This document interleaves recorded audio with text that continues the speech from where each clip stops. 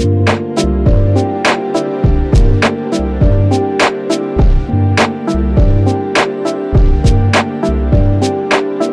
out this weekend that The Elder Scrolls 6 is still in pre-production. It was announced way back in 2018, and we still don't look like we're even close to playing it. Good morning to you. I'm Shane Satterfield from Sifted, and this is Good Morning Gaming for Monday, January 24th. It comes bright and early every weekday to our patrons who pledge at patreon.com/sifted, and it's delayed a couple days for everyone else. If you like our content, we also have a separate podcast feed for our flagship show, Game Face, that you can find by searching your favorite podcast service. You'll find the podcast versions of the rest of our content in the same feed you found this. So, about The Elder Scrolls 6. It's kind of hard to complain about not getting The Elder Scrolls from Bethesda when you know that Starfield is coming, as the trailer says, on November 11th, 2022. Here's the thing, though. Elder Scrolls 6 was teased way before Starfield was ever officially announced.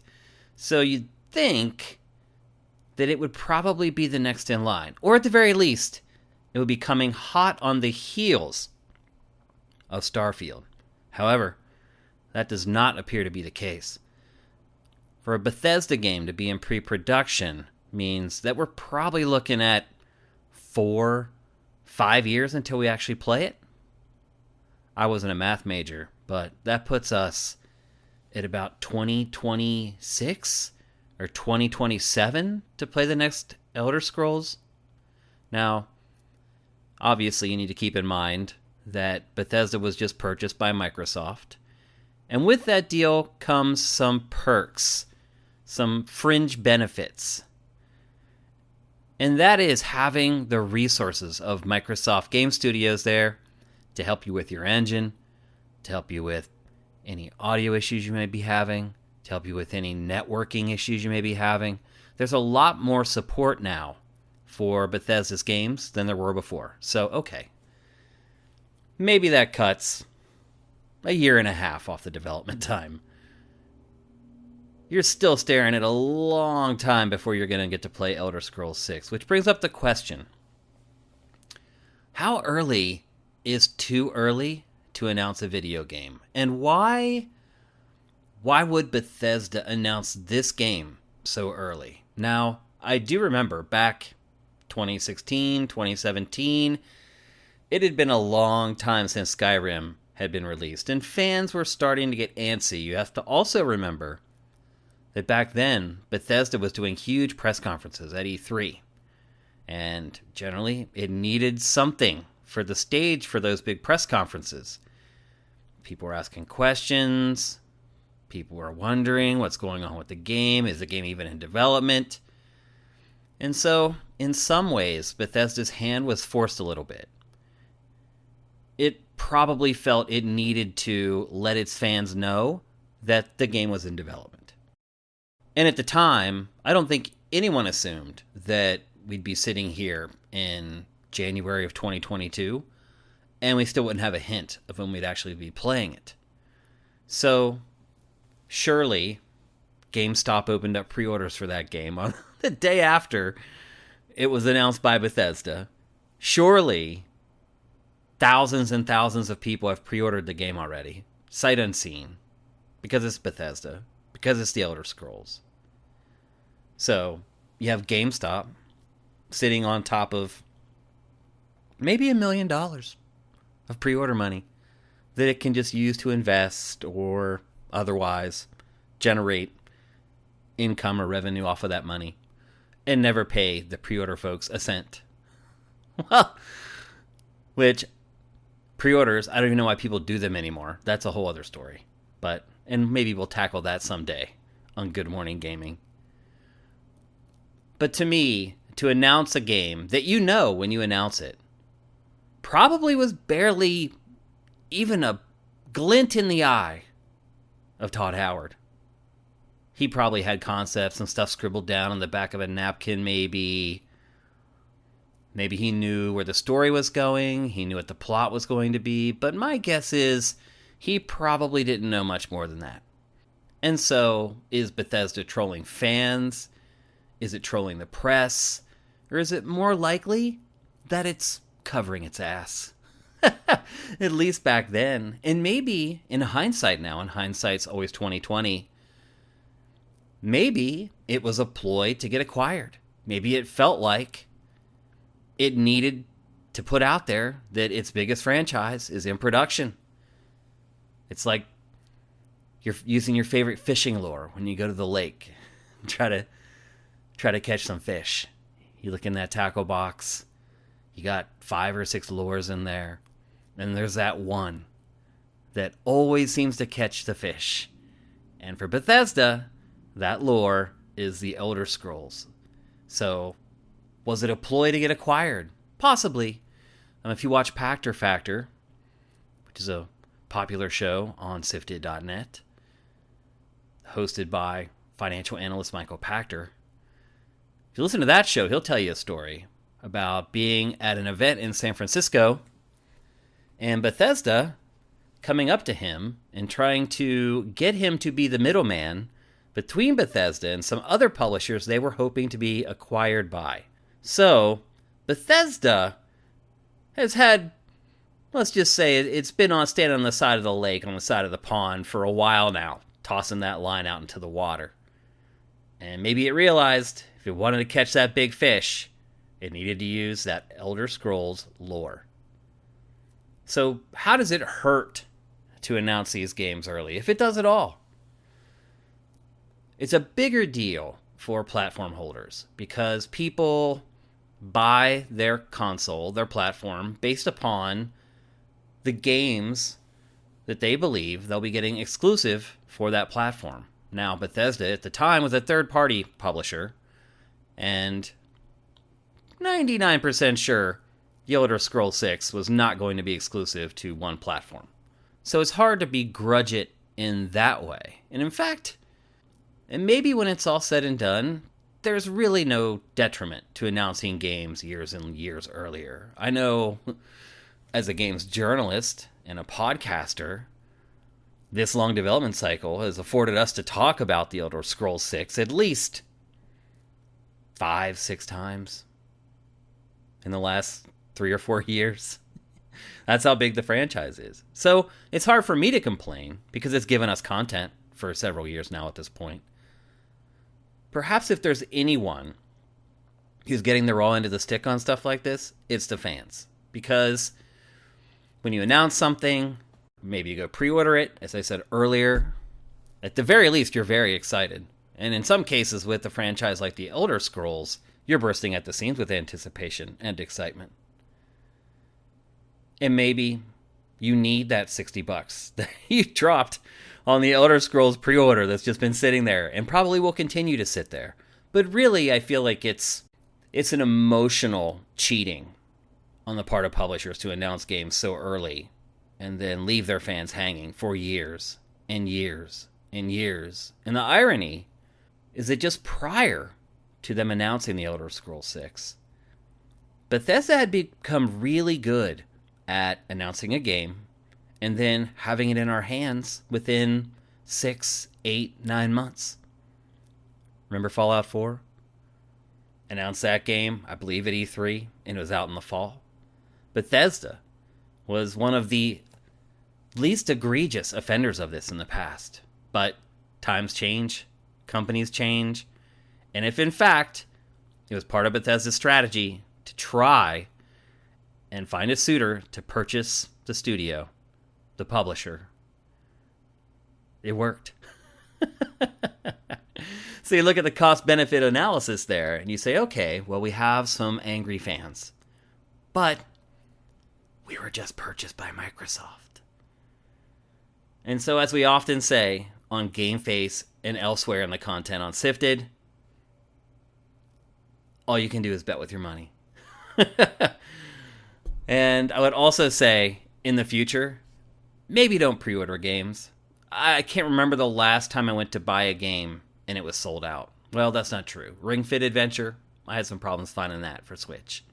But for the most part, most games, because so many people buy digitally anymore, for most games you can walk right into a store on launch day and pick up a copy or 5 if you want.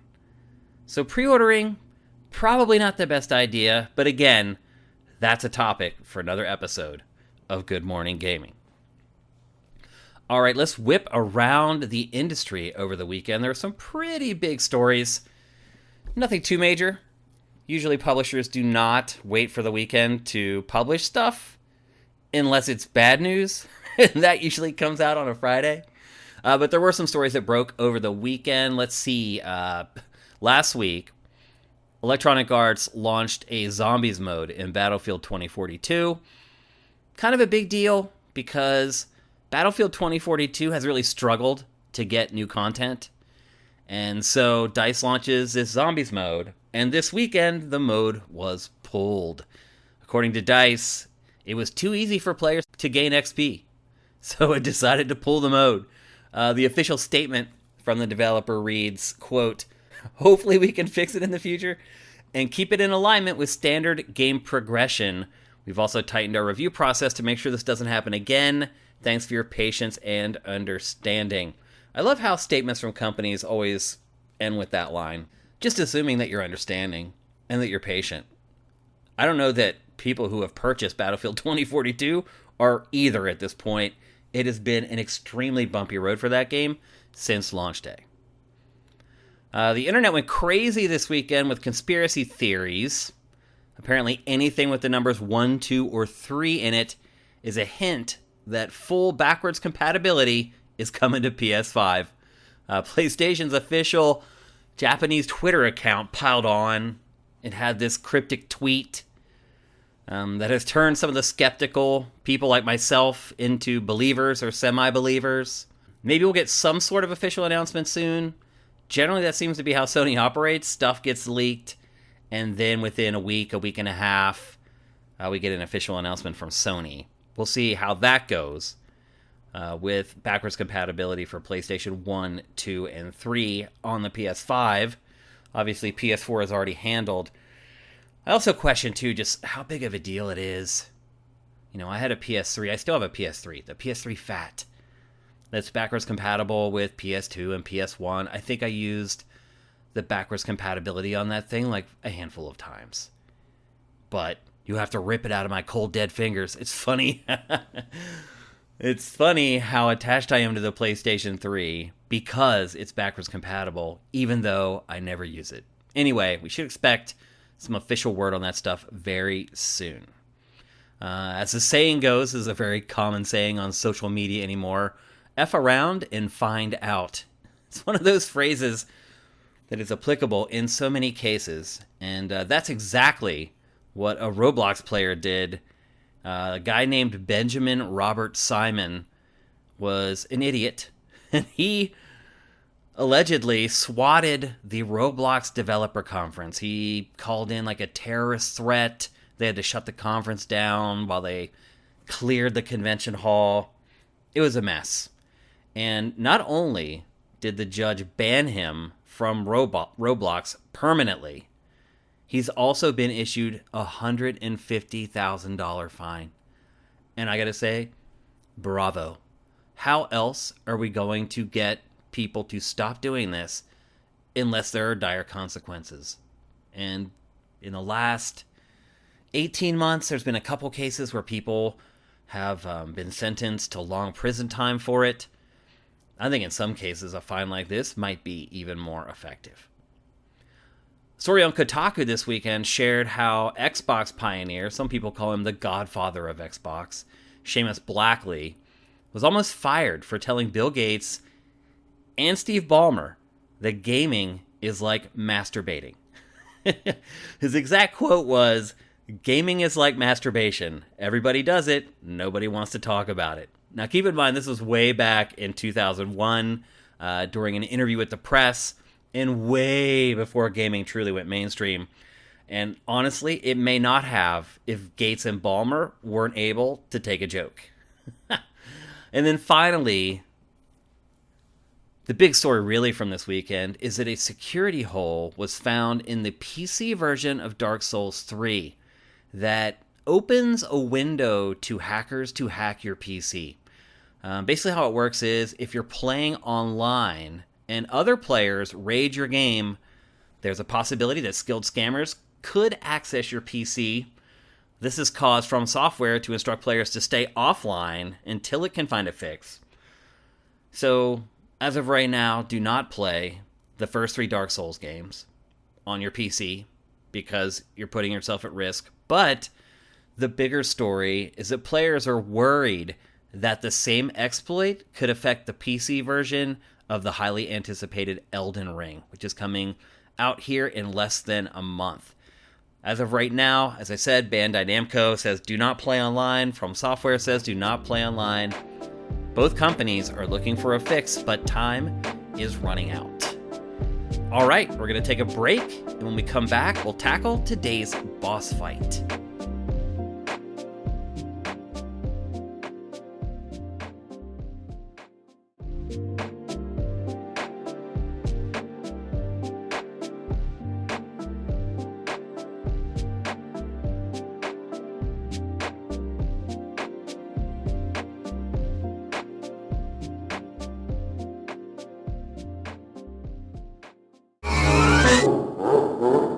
Welcome to today's boss fight, where I tackle random topics that may or may not be related to video games. For this first episode of Good Morning Gaming, I'm going to bring something back up from GameFace 285 because a story had broke right before we started recording, and I really hadn't had enough time to kind of digest everything. In that story, one of the biggest stories of the last decade in video games is that Microsoft, Xbox, has purchased Activision Blizzard.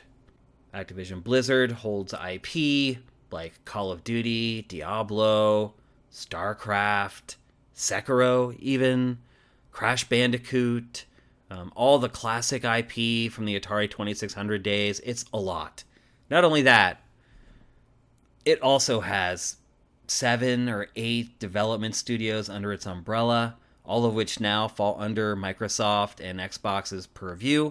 Seemingly, these studios will be making exclusive games for Xbox and PC going forward, or will they?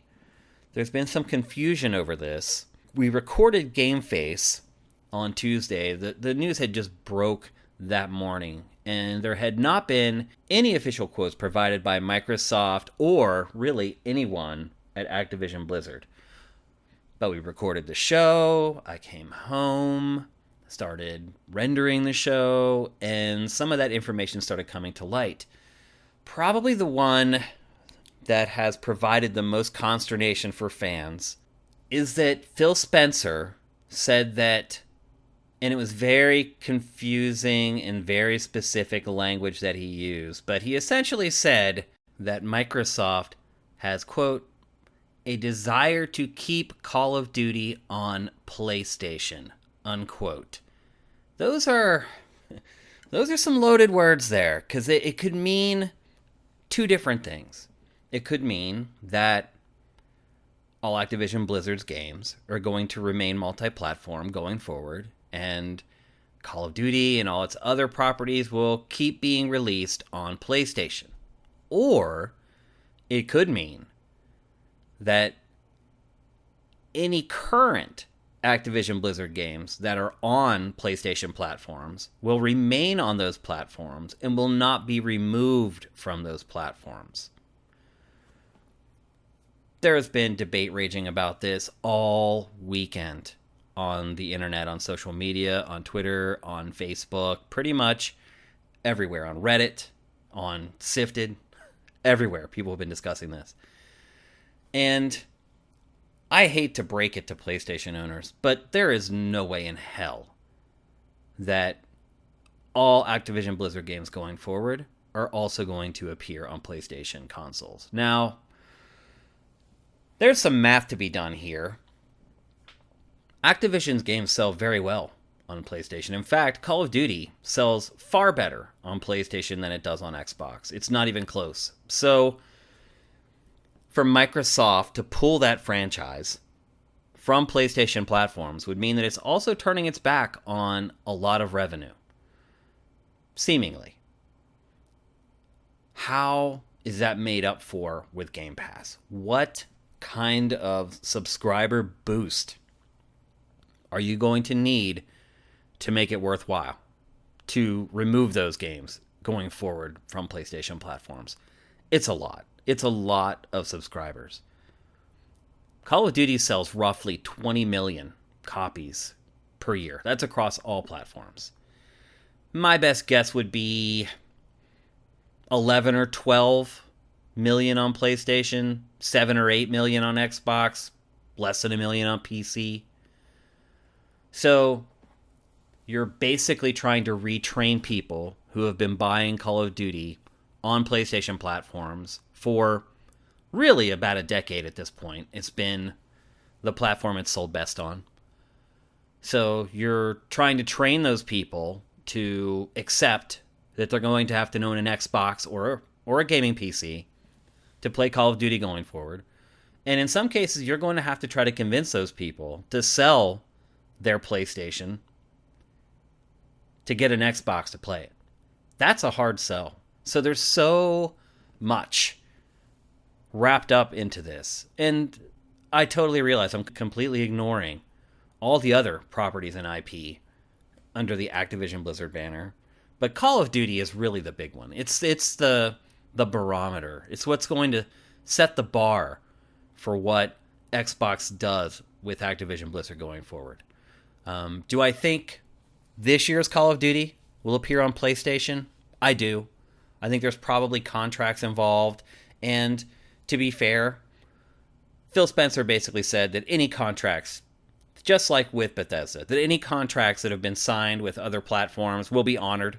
And I would believe that this year's Call of Duty, if there is one, there's rumors swirling that Xbox may make it every other year and change that strategy, which is crazy. But if there is one coming this year, I do believe it will launch for PlayStation. However, I also believe that this will be the last one that is released for PlayStation. I know that's a hard pill for some of you to swallow, but you don't spend $70 billion on something just to give it away to somebody else.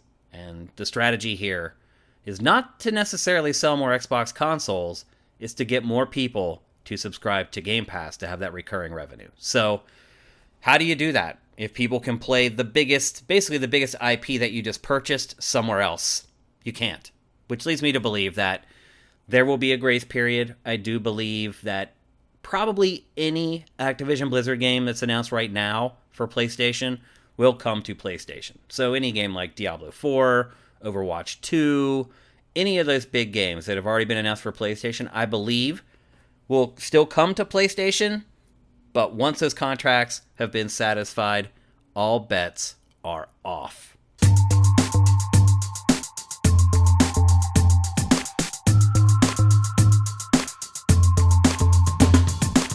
Okay, thanks for listening to Good Morning Gaming. I appreciate everyone for listening to Good Morning Gaming. We'll be back with another episode tomorrow, but until then, make sure you seize today because there will never be another.